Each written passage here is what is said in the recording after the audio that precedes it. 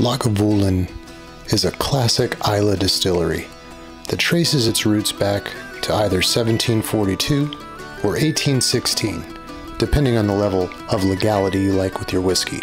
Their flagship product is Lagavulin 16 Year.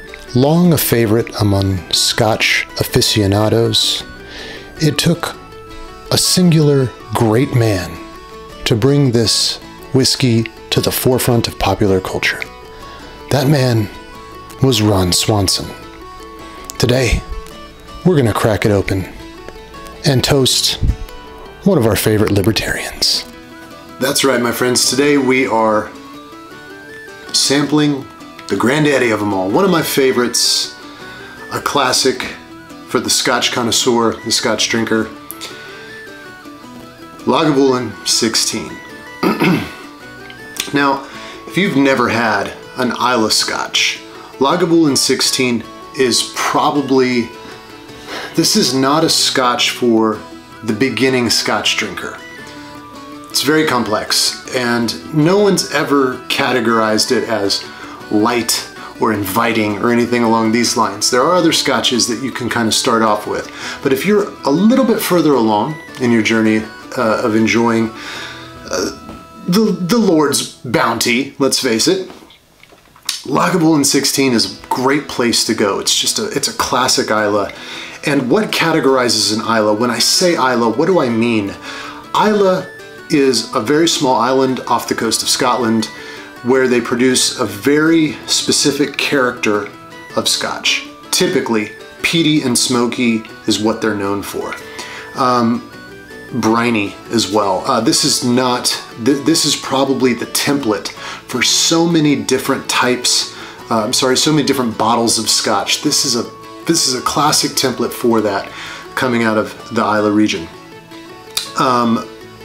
Get a look at that color. It's just beautiful.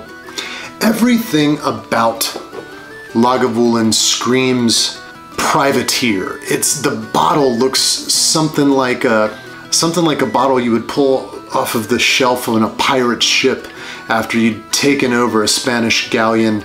Down to the label, it has that feel. The color has that feel. Once you get it on the nose, you get this brininess, you get a peat, but it makes you want to put on a cable knit sweater and go out and explore the seven seas. Or at least put on a proper cap and enjoy a dram with your friends. Caramel, like I said, brininess, salt water, peat and smoke. Not a ton of ethanol coming off. It's not super medicinal. It's so, you could pick Lagavulin out of a lineup. Oh my goodness, there's some dark fruits in there. You get a little bit of something. Now this is a little bit different than a Lagavulin special release that I've reviewed in the past with my brother, where that one actually had a little bit of a lemon scent. If you haven't seen that video, I'll go ahead and link that somewhere in the vicinity of my head here. That was also a very good one, but this is the classic. This is the one that you can get. Took a while for me to be able to get this bottle again after I killed my last one, because a lot of these bottles sat off the coast on ships. It was difficult to get them, and so when the store finally had one, I was willing to pay just about anything to get it, because I had to have this again. Oh my goodness.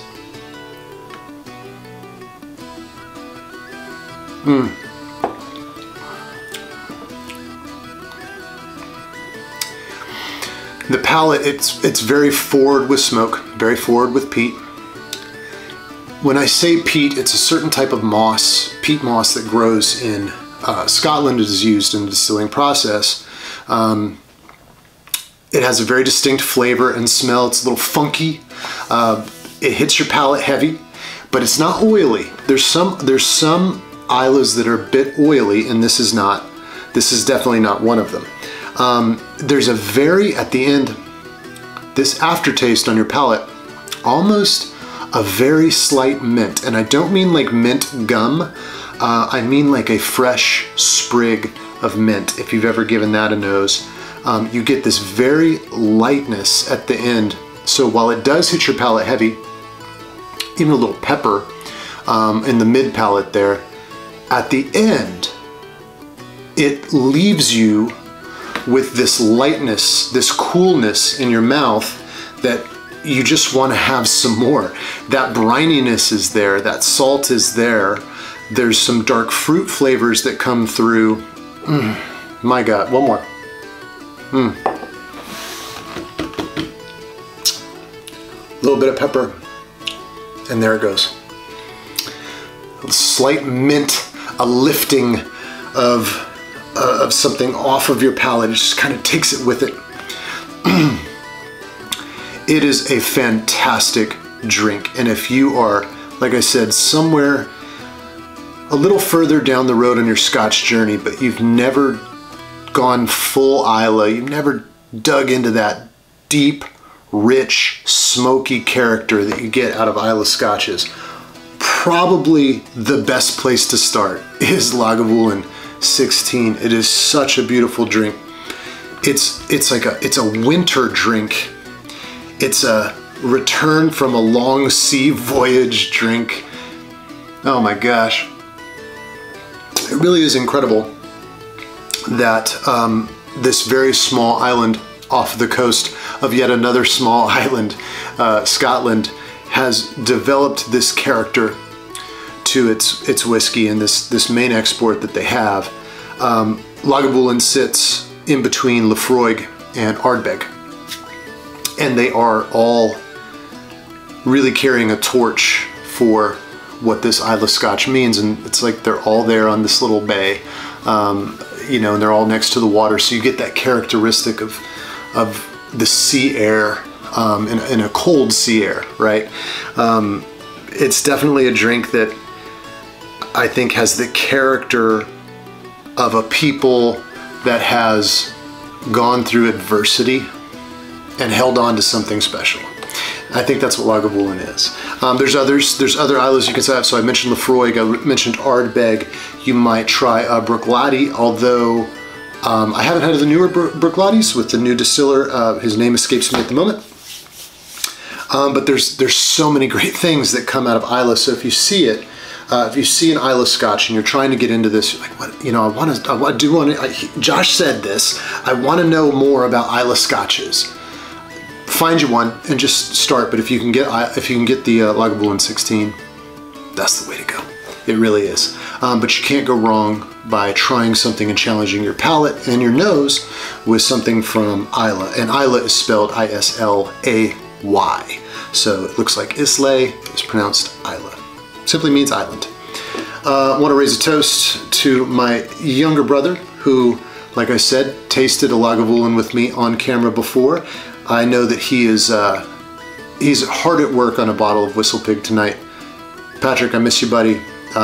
Drinks like this always make me think of my friends and my family that you don't always have with you. And a bottle like this is such a great thing to bring around those types of people and enjoy something together, because at the end of the day, when the drinks are empty, your heart will be full, the memories will be full, and that's why we do this. It's not to get toasted, it's not to get hammered, it's not to get drunk. It's the memories, it's the friends, it's the family, it's the times, right? That's what we're doing here, guys. Sorry to get sentimental on you. Feeling a little bit that way tonight. One more. Thanks for being here. Gosh, really appreciate it. If this is your first time, perhaps hitting that subscribe. We got more videos always coming your way. Until that next time, though, to good friends and to great spirits. We'll see you on the next one.